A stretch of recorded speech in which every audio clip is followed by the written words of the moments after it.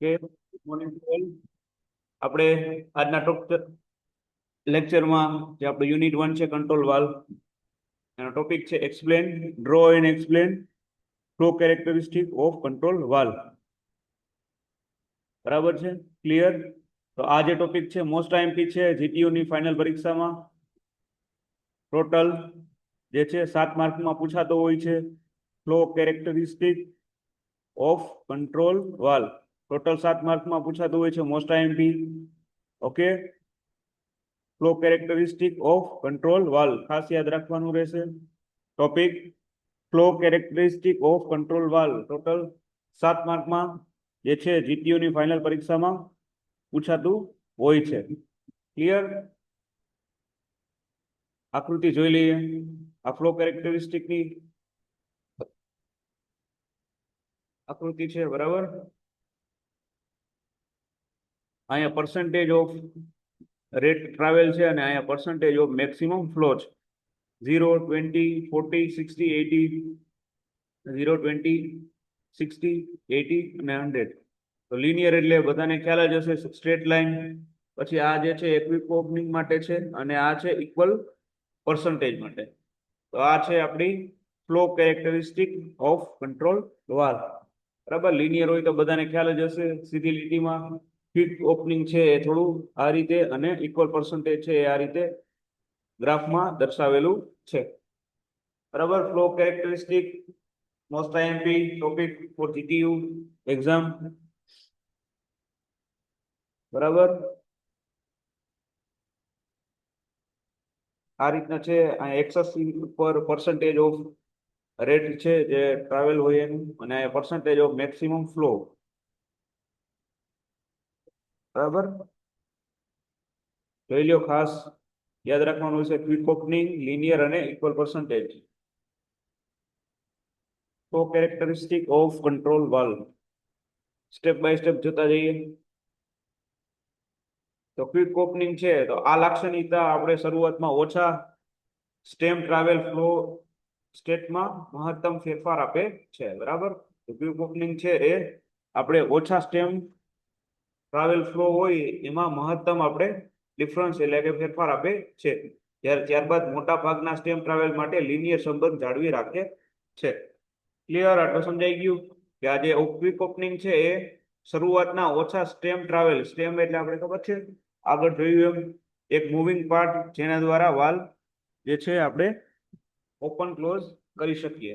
બરાબર, તો એ જે છે એ શરૂઆતના ઓછા સ્ટેમ ટ્રાવેલ ફ્લો સ્ટેટમાં મહત્તમ ફેરફાર જે છે આપે છે.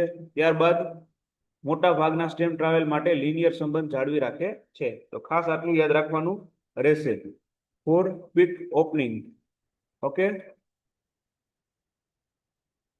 અને આશરે 25% વાલ્વ ઓપનિંગ ઉપર લગભગ 90% જેટલો ફ્લો અને ત્યારબાદ લિનિયર સંબંધ જોવા મળે છે.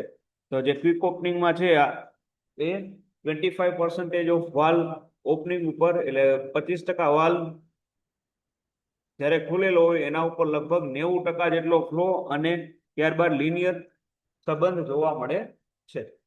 ક્લિયર?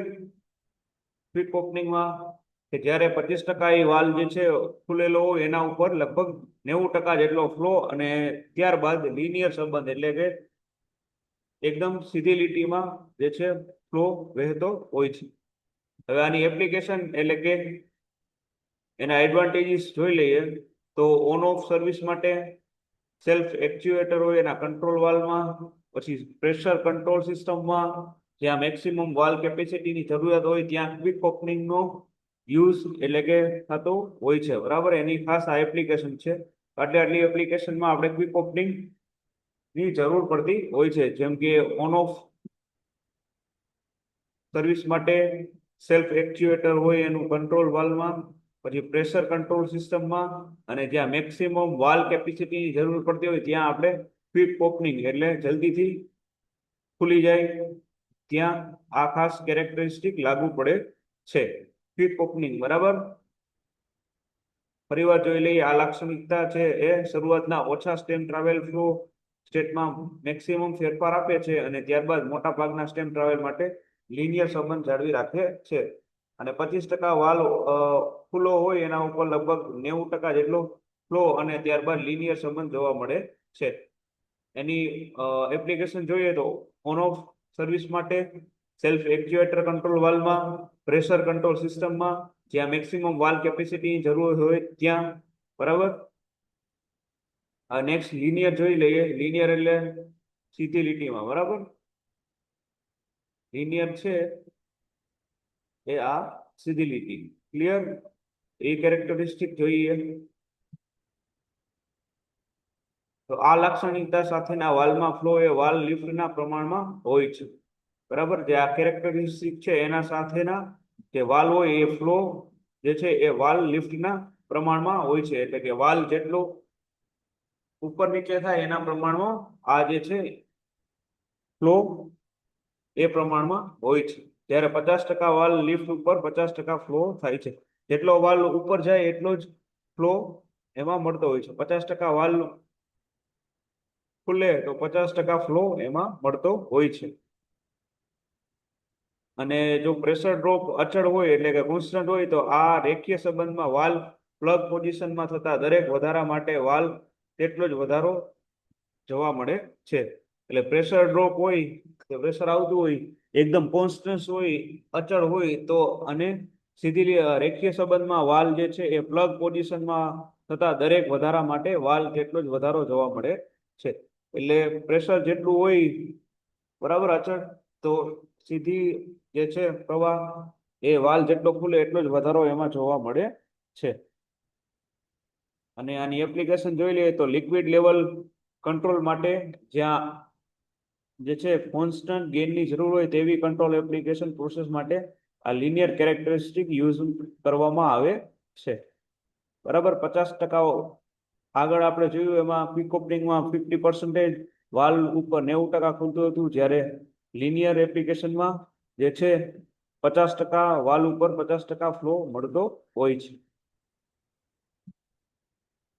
હવે ઇક્વલ પર્સન્ટેજ જોઈ લઈએ last અહીંયાનું.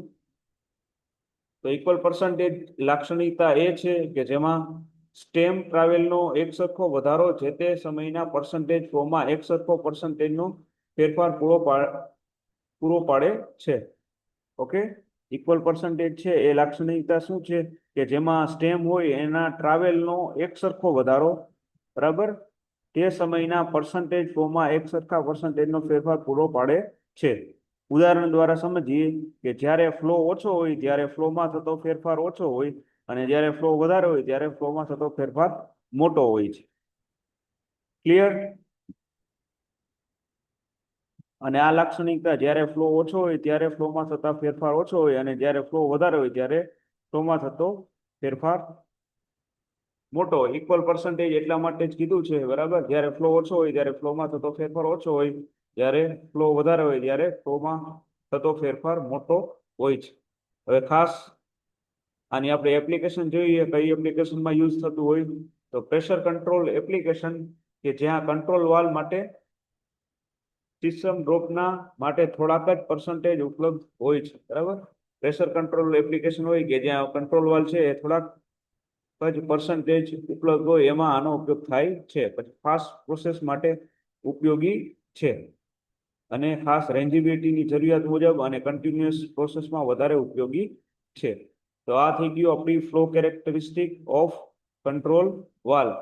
Most IMP for GTU examination આ 3 પોઈન્ટ યાદ રાખવાના રહેશે ફ્લો કેરેક્ટરિસ્ટિકમાં: ક્વિક ઓપનિંગ, લિનિયર અને ઇક્વલ પર્સન્ટેજ. ક્વિક ઓપનિંગ હોય ત્યારે કેટલો વાલ્વ ખુલે, લિનિયર હોય ત્યારે કેટલો વાલ્વ ખુલે, અને ઇક્વલ પર્સન્ટેજ હોય ત્યારે કેટલું જે છે વાલ્વમાં ફ્લો થવાની જે છે એ સંભાવના હોય છે, એ ખાસ યાદ રાખવાનું રહેશે. ક્લિયર? ફરીવાર રિપીટ કરી લઈએ. Draw and explain flow characteristic of control valve. આવી રીતના જીટીયુ ની ફાઇનલ પરીક્ષામાં પૂછાશે કે દોરો અને સમજાવો flow characteristic of control valve, બરાબર. કંટ્રોલ વાલ્વની જે છે ફ્લો થવાની લાક્ષણિકતા, એમાં 3 ટોપિક: ક્વિક ઓપનિંગ, તો ક્વિક ઓપનિંગની લાક્ષણિકતામાં જે છે સ્ટેમ ટ્રાવેલ ફ્લો સ્ટેટમાં મહત્તમ ફેરફાર આપે છે, જ્યારે મોટા ભાગના સ્ટેમ ટ્રાવેલ માટે લિનિયર સંબંધ જાળવી રાખે છે. 25% વાલ ઓપનિંગ ઉપર લગભગ 90% જેટલો ફ્લો અને ત્યારબાદ લિનિયર સંબંધ મળે છે. પછી આપણે એપ્લિકેશન જોઈ હતી તો ઓન ઓફ સર્વિસ માટે, સેલ્ફ એક્ચ્યુએટર કંટ્રોલ વાલ્વમાં, પ્રેશર કંટ્રોલ સિસ્ટમમાં જ્યાં મેક્સિમમ વાલ્વ કેપેસિટીની જરૂર હોય ત્યાં. પછી લિનિયર સ્ટડી કર્યું તો આ લાક્ષણિકતા સાથેના વાલ્વમાં ફ્લો એ વાલ લિફ્ટના પ્રમાણમાં થાય છે. એટલે કે જ્યારે 50% વાલ લિફ્ટ ઉપર 50% ફ્લો થાય છે. એટલે જેટલો વાલ ખુલે, અડધો વાલ ખુલે તો એટલો ફ્લો મળે. એ વાલ જે છે કેટલો ખુલે છે એના ઉપર આધાર રાખે છે. તો પ્રેશર ડ્રોપ અચળ હોય, કોન્સ્ટન્ટ હોય તો આ રેખીય સંબંધમાં વાલ જે છે એ પ્લગ પોઝિશનમાં દરેક જે વધારો થાય એ વાલ જેટલો જ વધારો આમાં જોવા મળે છે. અને આની એપ્લિકેશન છે ખાસ લિક્વિડ લેવલ કંટ્રોલ માટે, જ્યાં અચળ ગેઇનની જરૂર હોય તેવી કંટ્રોલ એપ્લિકેશનમાં પ્રોસેસ માટે લિનિયર જે છે કેરેક્ટરિસ્ટિક લાક્ષણિકતા નો યુઝ થાય છે. એવી જ રીતે આપણે ઇક્વલ પર્સન્ટેજ જોયું કે જ્યાં ફ્લો ઓછો હોય ત્યાં ફ્લોમાં થતો ફેરફાર ઓછો હોય, જ્યાં વધારે ફ્લો હોય ત્યાં જે છે થતો ફેરફાર મોટો હોય છે. અને એની એપ્લિકેશન જોઈ તો પ્રેશર કંટ્રોલ એપ્લિકેશન કે જ્યાં કંટ્રોલ વાલ્વ માટે સિસ્ટમ ડ્રોપના માટે થોડાક જ પર્સન્ટેજ ઉપલબ્ધ હોય અને ફાસ્ટ પ્રોસેસ માટે ઉપયોગી છે. રેન્જિબિલિટીની જરૂરિયાત મુજબ અને કન્ટિન્યુઅસ પ્રોસેસમાં વધારે ઉપયોગી છે. બરાબર, આ થઈ ગયું આપણું જે છે flow characteristic of control valve most IMP for GTU examination. Total 7 માર્ક્સમાં આ ટોપિક પૂછાતો હોય છે. બરાબર, અને પૂછાવાની શક્યતા પણ ખૂબ વધારે છે. મોસ્ટ આઈએમપી ટોપિક પરીક્ષા માટે draw and explain flow characteristic of control valve. આપણે 3 પ્રકારની લાક્ષણિકતા એમાં લખવાની રહેશે: ક્વિક ઓપનિંગ, લિનિયર અને ઇક્વલ પર્સન્ટેજ. આ પ્રકારનું જે છે ગ્રાફ ડ્રો કરવાનો રહેશે. બરાબર, લિનિયર, ક્વિક ઓપનિંગ અને ઇક્વલ પર્સન્ટેજ. ક્લિયર?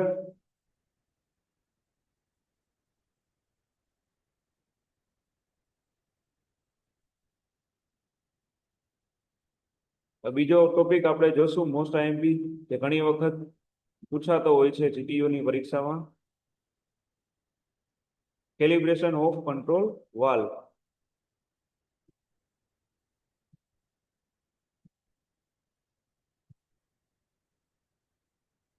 મટીરિયલમાંથી આપણા સિલેબસમાં જેટલા ટોપિક હોય એટલું જ કરવાનું રહેશે, બધું આમાંથી કરવાનું નથી. બરાબર, state the procedure to test and calibrate of valve. બરાબર, તો કંટ્રોલ વાલ્વની આપણે ટેસ્ટ અને કેલિબ્રેટ કરવાના જે સ્ટેપ છે એ ખાસ લખવાના હોય છે. બરાબર, તો મોસ્ટ આઈએમપી ટોપિક આ પણ જીટીયુ ની ફાઇનલ પરીક્ષા માટે: procedure to test and calibrate the control valve. ખાસ ટોપિકનું નામ યાદ રાખી લેજો: state the procedure to test and calibrate the control valve. Control વાલ્વને ટેસ્ટ અને કેલિબ્રેટ કરવા માટેના લિસ્ટ. બરાબર, તો એકદમ સિમ્પલ છે. મેઇન લાઇનમાંથી વાલ્વને બંધ કરવાનો પહેલા તો. બરાબર, ટેસ્ટ કરવા માટે તો મેઇન લાઇનમાંથી આપણે વાલ્વને પહેલા બંધ કરી નાખવાનો. પછી સારા કેલિબ્રેશન ઇન્સ્ટ્રુમેન્ટને વાલ્વની સાથે જોડાય છે. બરાબર, સારું કેલિબ્રેશન કરવું હોય તો એને ઇન્સ્ટ્રુમેન્ટ સાથે જોડવામાં આવે છે. ક્લિયર? પછી 0%, 25%, 50%, 75%, 100% ની રેન્જમાં એર સપ્લાયને આપી શકાય છે. બરાબર, આટલું લખીને આવવાનું કે 0% હોય, 25%, 50%, 75%, 100% ની રેન્જમાં એર સપ્લાયને આપી શકાય અને વાલ્વ છે એ સ્ટેમની સાથે ફરે છે. બરાબર, ક્લિયર? પછી 100% રિવર્સમાં જોઈએ: 100%, 75%, 50%, 25, 0% ની રેન્જમાં એર સપ્લાય આપીએ છીએ અને વાલ્વ અને સ્ટેમ એ જ રીતના ફરે છે. બરાબર, 100%, 75%, 50%, 25 અને 0%. આ ખાસ યાદ રાખવાનું રહેશે પર્સન્ટેજ, કે આ પર્સન્ટેજની રેન્જમાં આપણે સપ્લાય આપીએ ત્યારે વાલ્વ પણ એની સાથે એટલા પર્સન્ટેજમાં જ ફરતું હોય છે. અને આ પ્રક્રિયાને આપણે કન્ટિન્યુઅસલી 2-3 કલાક સુધી ચાલુ રાખવામાં આવે છે. બરાબર. આપણે ટેસ્ટ અને કઈ રીતે કેલિબ્રેટ કરી શકીએ કંટ્રોલ વાલ્વ એના સ્ટેપ આપણે લખવાના રહેશે. ક્લિયર? તો આ પ્રક્રિયાને સતત 2 થી 3 કલાક સુધી ચાલુ રાખવામાં આવે છે. આ પ્રક્રિયામાં સ્ટેમની જે પોઝિશન છે એ પ્રોપર સેટ કરવામાં આવતી નથી. ઓકે, તો આટલા પોઈન્ટ છે એ લખવાના રહેશે. ક્લિયર? તમે તમારા શબ્દોમાં પણ ઇઝીલી લખી શકો વધારે પોઈન્ટ, બરાબર, પણ આટલા મેઇન પોઈન્ટ છે એ ટેસ્ટ અને કેલિબ્રેટ કરવા માટે કંટ્રોલ વાલ્વ માટે લખવાના રહેશે. મોસ્ટ આઈએમપી ટોપિક જીટીયુની ફાઇનલ પરીક્ષામાં 7 માર્ક્સમાં પૂછાતું હોય છે. ક્લિયર? ખાસ ફ્લો કેરેક્ટરિસ્ટિક અને આ procedure of test of calibration of valve એ બે ખાસ આઈએમપી ટોપિક છે, યાદ રાખવાના રહેશે. જીટીયુની ફાઇનલ પરીક્ષા માટે મોસ્ટ આઈએમપી ક્વેશ્ચન્સ. ઓકે, કે મેઇન લાઇનમાંથી વાલને છે એ બંધ કરવાનું, પછી સારા કેલિબ્રેશન ઇન્સ્ટ્રુમેન્ટને એ છે વાલની સાથે જોડવામાં આવે છે અને 0%, 25%, 50%, 75%, 100%ની રેન્જમાં એર સપ્લાયને આપી શકાય છે અને વાલ જે છે સ્ટેમની સાથે આટલા જ પર્સન્ટેજમાં ફરે છે. જ્યારે રિવર્સમાં પણ જોઈએ તો 100%, 75%, 50%, 25%, 0%ની રેન્જમાં એર સપ્લાય આપીએ ત્યારે વાલ અને સ્ટેમ પણ એ જ રેન્જમાં ફરે છે. અને આ જે પ્રોસેસ છે એને કન્ટિન્યુઅસલી 2 થી 3 કલાક સુધી ચાલુ રાખવામાં આવે છે અને આ પ્રક્રિયામાં સ્ટેમની પોઝિશન પ્રોપર સેટ કરવામાં આવતી નથી. તો ખાસ આટલા જે પોઈન્ટ છે એ યાદ રાખવાના રહેશે for test and calibration of control valve. Okay,